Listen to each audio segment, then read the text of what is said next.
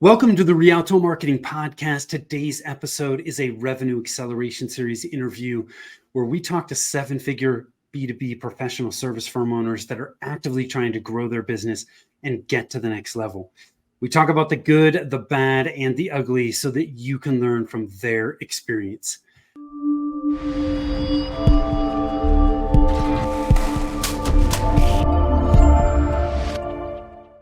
Hi, I am Tim Fitzpatrick with Rialto Marketing, where we believe you must remove your revenue roadblocks if you want to accelerate growth, and marketing shouldn't be difficult.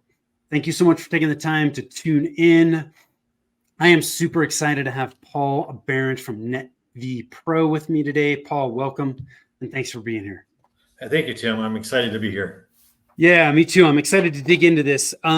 Before we jump into the heart of the interview, I want to ask you a few rapid fire questions, if that's okay. Are you ready to jump in with both? I'm ready. Feet? Okay. Very quickly, what do you do and how long have you been doing it? The simple answer I always say is I fix computers and then I judge their reaction to how deep I go beyond that, because people, tend to go, oh, okay. Or they lean in and they want to know exactly what we do. I've been running my MSP for 14 years. I've been doing IT for 34 years. So I always say, this is all I know. Otherwise, I'd be a bum. So. Yeah. 14 years is a long time. In those 14 years, what's the most important lesson you've learned? Cash flow. Yeah. Super important, right? There's plenty of people that are growing the business. They feel like they're profitable, but cash is not coming in as it should. It's not just, profits. Profits are important. Don't get me wrong. And that's, we'll jump to that. It's, the highs and lows and having cash reserves to weather the influx of business or the dry spells. And that's key. Yeah. So cash flow, cash reserves, cash is king. Yeah. Super important. So we all know growing a business is hard, Paul. I mean, otherwise everybody would do it. Do you have any kind of mantra or something motivational you say to yourself or share with your team to kind of push through those times when you run into challenges? I just have grit. I will never give up. When they do a personality analyzer, I'm one of those people that's like it. They say you don't want to get in these people's way, and that's me. You don't want to get in my way. Yeah, I'll push through it. I'll make it happen. You don't want to know how I got it done. Just I got it done. Do you feel? So this is kind of an aside question, but do you feel like people just either have grit or they don't, or can they learn? Can they acquire it or learn to have more grit?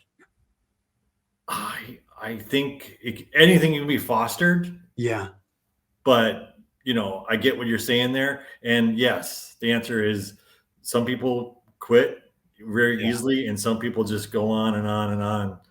And, I have a buddy who just ran 100. I think he ran 100 miles and he's 54 years old. He's like, he just wanted to challenge himself, challenge his body to see if he could run 100 miles nonstop. And I'm like, that's just insane. Yes. I think grit is like one of those things that you have it, you can foster it, but boy, it's hard. If you don't have it, it's hard to foster. Yeah. I tend to agree with you on that. So we talked about a lot of stuff, Paul, in the pre-interview, and I'm excited to dig into this because I think there's a lot that people can learn from your experience. But one of the things that we spoke about initially was your company is based out of Minnesota, and you now live full-time in Florida. So, you've obviously put some things in place for your business to be able to do that. Can you kind of tell us more about how you did this and how this all kind of came about? Yeah. So I really designed my business as a DR, as a service business. And then we added managed services after the fact. And I was never the direct person to do the work. So that got me hands off. And a lot of owners have a problem of letting go. Well, I never had direct control of that work anyway in the first place. And when you say put things in place, I always enabled my team. I always believed in enablement, training, not just straight up training. What I mean is coaching and correcting and making sure that it is a continuous path, feedback path. Like, hey, you did that great, or here's what you did wrong on this one, and we can do better next time. Yeah. And really enable them to make decisions without me. So I'm not a roadblock. I don't slow people down. Yeah. And um, I moved to Florida, and I thought I'd be going back a lot more often. And you're not. They just don't need me, you know. Yeah. Yeah. they need their paycheck, and they need strategic direction, and they're off to the races. They're a fantastic team, and that's what I put in place is a team. Yeah. So you were from the outset, or at least early on, you were not involved in the fulfillment of the service itself. Not all the services, especially on the help desk level, on the the day-to-day stuff. No. Yeah. I was really more on the pre-sales, major projects, and when shit, I'll say it, shit hits the fan. Yeah. I'm there. Yeah. And my team knows that. Got it. But that was because you were not involved in the fulfillment from an early point in the business. You had to hire those key people that were handling fulfillment, Yeah. which really took you out of a lot of the day-to-day challenges that a lot of business owners face. Correct. So which enabled me to scale, because yes. I'm not, my time isn't sucked up doing stuff that somebody else can be doing. I'm always focused on what only I can do. Yeah. And try and always remember that. What can I be doing for the business that only I can do? And then focus on that. I've interviewed other MSP owners who weren't technical, and every single one of them was in a similar situation because they weren't techs, they couldn't get into the fulfillment. Like, they were forced from the beginning to find key people to handle that. And I almost see that. I mean, it's a benefit, right? Because they don't have that crutch that they can rely on and go, oh, well, I can help with that. But as business owners, if we want to grow something that can run without us, we have to get out of fulfillment as quickly as we can. Or we have to find ways to leverage our time with fulfillment, right? And with MSPs, that's difficult. It's difficult to find ways to leverage your time in fulfillment. I think you got to find the key people, which you've done, and that's enabled you to get out of that. You're off the treadmill, to put an analogy there. Right. Most MSPs are on the treadmill, right? They're running every day, and then they have to learn a new skill set of being a business owner versus the lead tech, the senior tech, the go-to guy that brings them in. And I did a job for another MSP the other day, and I loved it. And I'm like, man, I missed this, So the other thing that you did, Paul, when you moved to Florida, was you found a strategic partner that kind of helped grow the business in the Florida area. How did you go about this? Like, how did you choose this partner? I mean, had you already done this in Minnesota? And, is this something that you plan to repeat? What was that like? So what was that like is I always thought I was going to be the first branch of NetV Pro and grow the business from the ground up like I did in Minnesota. And when I got here, it was 10 years later. And I was like, I just don't want to work that damn hard again, So then I thought, well, how can I accelerate this? And there was a need. And we always competed against a lot of copier companies in Minnesota that just didn't do IT very well. So I thought, well, let's go to a copier company and offer up us as a white label service to make them actually really good at IT because we're really good at it. Yeah. And so they can add it to their portfolio without investing in finding the technicians and finding the bill. I mean, I'm sure, my partner would say this, that I saved them hundreds and hundreds of thousands of dollars by not having to invest in people, try and grow it organically, or so Yeah. how did I go about it? I just started knocking on doors. I literally walked up, you know, Google searched copier Yeah. companies and started having meetings with them and said, hey, do you have IT services? Do you want to get into IT services? And found one that said yes. Yeah. And It's you asked the next fascinating. question, am I going to repeat it? I always thought I was going to repeat it. I'm not going to repeat You're not. it. What? Why are you not going to repeat it? I'm focused more on our next step is profitability. Yeah. And, I think we reached critical mass when we went past $2 million this year Yeah. or this past year.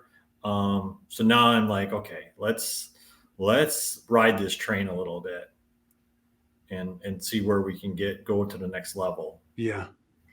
But it's so, I mean, if you wanted to, this is something that you could potentially repeat. Oh yeah. Yeah.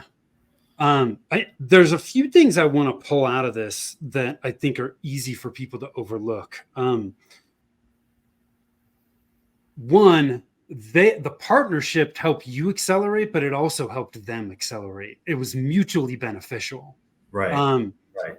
But I love the way that you determined who you were going to start to cold call and outreach to, because most people would have completely overlooked this. Who are our competitors? Who are some of the competitors that we're running into in our current area of Minnesota? Man, these people might actually be good partners. Most people would look at them and go, dude, they're competitors. I compete with them. How can we possibly work together? But you were open. Yeah, in Minnesota, we work with a lot of copier companies because we don't provide print. So it's like we naturally just work with them. It's like, no problem. You have IT services besides copiers, no problem. We know they're constantly trying to needle us and make sure that we're doing a fantastic job. And, like I said, we hold our customers with awesome service. So we just don't worry about it. And I always believe there's enough business out there, and especially nowadays, with the employment the way it is, people have a hard time finding good people. And I have people knocking on my doors wanting to come work for me, which is crazy. And I'm like, people are like, oh, where do you find your people? I'm like, people come, our culture, our personality, whatever it is, they just want to work here. It's the other thing too with focusing on copier companies or something similar, right? It's their main expertise is copiers, right? And they're branching out into a complementary service. But because they're branching out and it wasn't initially their core competency, there is a higher likelihood. It doesn't mean that it's always going to be the case, but there's a higher likelihood that they're going to have some challenges with that. Right. Yeah. Well, it's like anybody, they fall back into what their comfort zone is. Yeah. So now, how much, and you don't have to go super specific here, but because you are white labeling, there has to be enough margin in it for it to make sense for them and for you. I mean, how much less margin are you seeing white labeling versus, the stuff that you sell direct? Yeah, it's about 20%. And, the elite IT companies are about 20%, 20 or above on profitability. And part of my theory was, and it has proven out, that, my main set of staffing came out of Minnesota. So we had less of a labor cost right up front compared to East Coast, South Florida. Cost of living everywhere has gone up, but Yeah. if anybody's been here and they just go to a restaurant, it's like, what the hell? You know, Yeah. Yeah. you're like, maybe I won't go to South Florida on vacation anymore because it's so Right. expensive. That was my theory is, it really was, we could keep our cost the same, but still add margin for them to make money, and we still make Yeah. money. Yeah. Well, you can still, even though it's less margin, you don't have some of the upfront costs that you might otherwise have. So it can certainly balance itself out. So I appreciate you sharing that, because I think there's definitely something that people can learn from that experience. And it's obviously been beneficial for you and for them. Um, let's shift gears a little bit and talk about sales and marketing. We got to talk about marketing. uh, but sales and marketing tend to be, quite a journey for most business owners.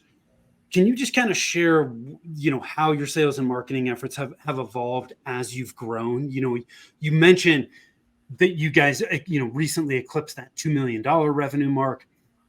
A lot of MSPs, and frankly, a lot of people in professional services, struggle to break through that $1 million barrier. And then once you break through 1 million, getting to 2, 3, 4, 5, there's barriers at each one. So any thoughts that come to mind there? I'd love to just kind of hear how your sales and marketing efforts have evolved. Yeah, I mean, we never really marketed. It was always in person, doing a great job, trying, like a lot of people, word of mouth. Yeah. But, most of the customers came from just getting in front of them. Yeah. That's really where it comes down to. We've tried cold calling firm. Big problem there was the handoff from when they got somebody to when we got engaged. Yeah. The handoff just didn't work. So I hired my daughter, and she was killing it. And then she's like, this is tough. So she went back to working at Starbucks, where they say thank you for your coffee, Yeah. that rejection is really, really hard. Yeah. So, we're working on all kinds of things that we do. The pandemic, we used to do tables of knowledge. A lot of, we do, fully managed, and we do co-managed. And, Yeah. Unfortunately, we kind of fall into the co-managed a lot easier because we're very technical. Yeah. And so we had what we call table of knowledge. We just bring, IT people in and sit around and talk about tech and take up what's going on, what's changing, and just do education that way. And COVID hit, and we just brought it all online and did YouTube videos and do what we call power lunches. And we just converted it to business bites. And we're trying to, focus more on the business outcomes that people are after. Yeah. So you're creating content. Are you doing any email marketing, things like that? Very Social? little. We send out wall back. Actually, we do. People call it wall boxes, but we literally call it. We just send out coffee, Nevibro branded coffee. We just slap our logo on it and send it to prospects. And then, hopefully they consume it and look at the logo every day and go, why would they send me coffee? Yeah. So you're still doing a lot of the business generation that's happening is still a lot of word of mouth and referral. Yes. So would you say, the biggest driver then of helping you push from 1 to 2, was it the partnership that you? It was the partnership. Yep. Got it. Yeah. We plateaued at 1, and then when we, finalized the partnership, that's when it accelerated. Because what I find, with a lot of the business owners that I talk to, you can grow a decent sized business on word of mouth and referral, but you do hit a ceiling, whether that ceiling's at 750 or $1 million or $1.5 million, you hit that ceiling, and then you gotta look for other ways to grow. And in your case, the partnership just helped accelerate that and help you push through that ceiling, right? And which the thing I love about this is there's no one right way to push through the ceiling. There is no one size fits all marketing plan. There's all kinds of tactics that can work. It's just what's going to make the most sense for you. And in your case, establishing that partnership as you moved into Florida made the most sense, and it's worked, and it's helped you get to that point, right? And now it's okay, we're at 2. What are we going to do to get to 3, if that's where you want to go, right? So thank you for that. You touched on this a little bit, where you would outsource some of the cold calling, and we had talked about what you had mentioned, that you had outsourced lead gen with disappointing results. What did you? And I'm assuming that's the experience you were talking about. Yeah. When you did that, what did you learn from that, and where did things go wrong, in your opinion? The biggest thing I learned from that was like I said, the handoff, trying to get, the same message, not just the message, but it was like, okay, this person's ready for an actual conversation. And we really didn't, we're not getting this in a timeliest manner. Yeah. And the companies that, like I said, we backed off a lot of our ask, because it's like, okay, well, maybe we just don't want an appointment, but we just want to generate a good, clean contact list that may be interested down the road that we can work on. And then we changed completely into another tactic of another product that we sell, not just managed services, but web development services, particular to associations. Yeah. And that went really well. But it was like, okay, why are we paying them to do something that we completely scripted and designed so we can just bring it in-house? Yeah.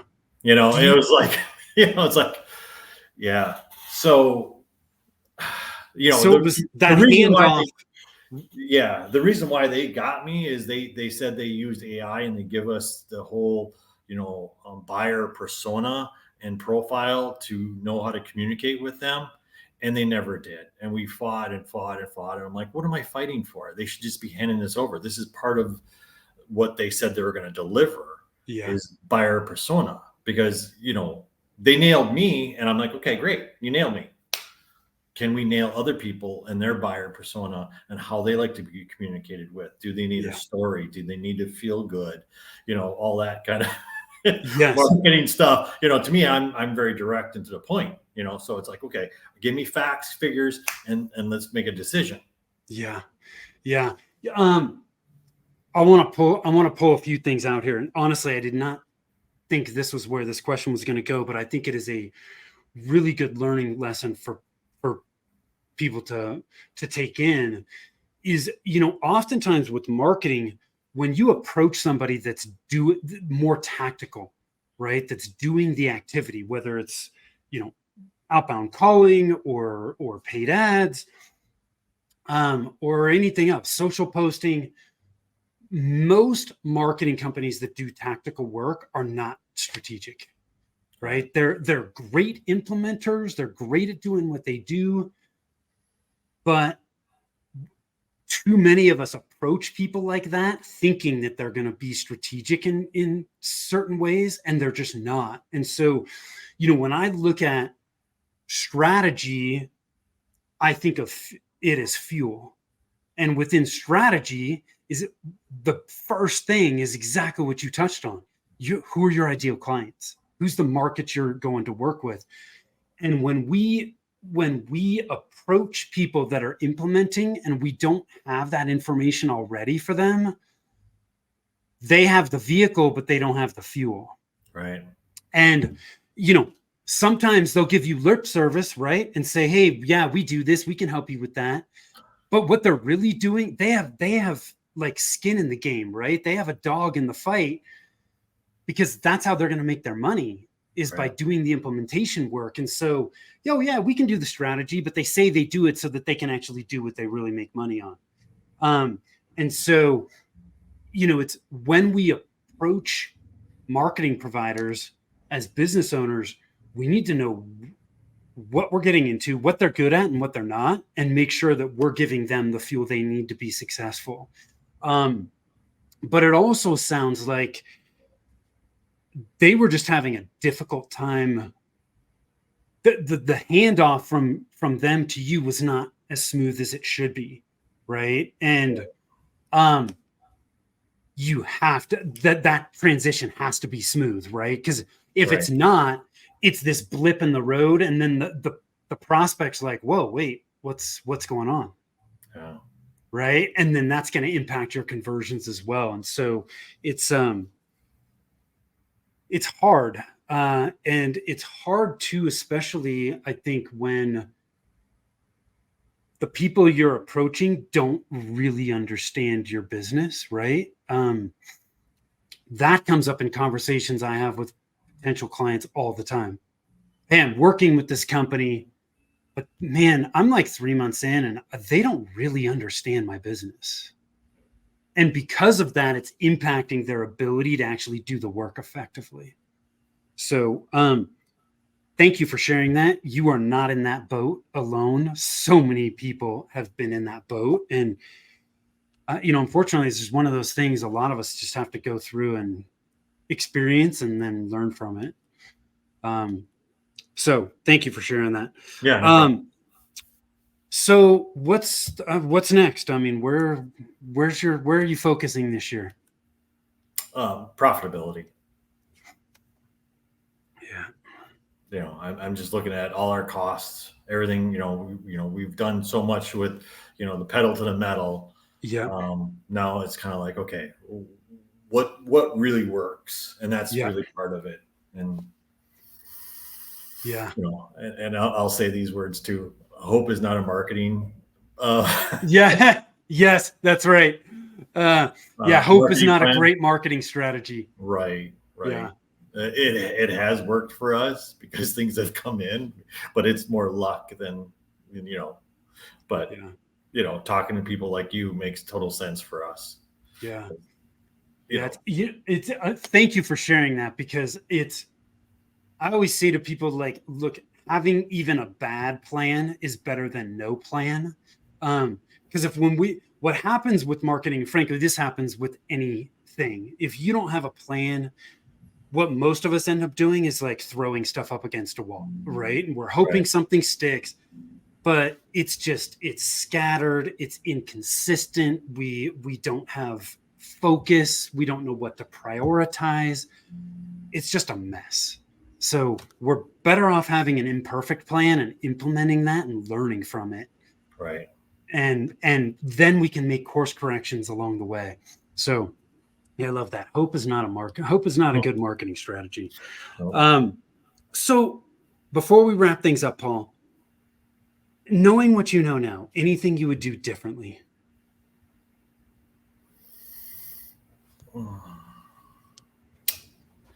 Do differently. Yeah, I knew that question was coming. I was just like, I thought, oh yeah, I got something for that. But I'm like, yeah, I guess. Would you have moved to Florida sooner? No, you weren't ready. No, and it, yeah, knowing what I know now, yeah, I mean, there's so many follies, but the part of those follies are lessons learned. Yeah. Yeah. So we gotta, the mistakes help us grow, right? And yeah, I mean, part of it's, I was very, very hesitant about, hiring marketing firms, and right now, at hindsight, like you said, without the strategy, it's just not going to work. Yeah.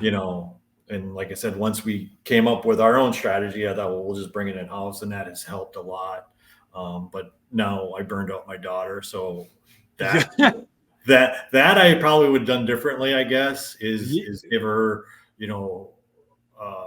coaching and direction sooner, so she wouldn't get burned out. Yeah, I regret that. So I love that. Where can people learn more about you, Paul? Netvpro.com and netvpro.com. Cool. I'm on LinkedIn. I'm on YouTube. I'm all over the place. Awesome. Well, we will make sure that shows up in the show notes. But if you want to connect with Paul, head on over to NetVPro. Paul, thank you so much for taking the time. I really appreciate you sharing your experience building NetVPro. There was some really good stuff that we were able to pull out of this conversation. So thank you for that. Those of you that are watching, listening, thank you for doing so. I appreciate you. If you want to connect with us, you can do that over at rialtomarketing.com. The other resource I've got for you is over at revenueroadblockscorecard.com. If you want to accelerate growth, you got to remove the roadblocks in your way. revenueroadblockscorecard.com, you can assess which of the 9 revenue roadblocks are slowing down your growth. So it takes less than 5 minutes. Go check it out. Paul, thank you again. And till next time, take care. Yeah.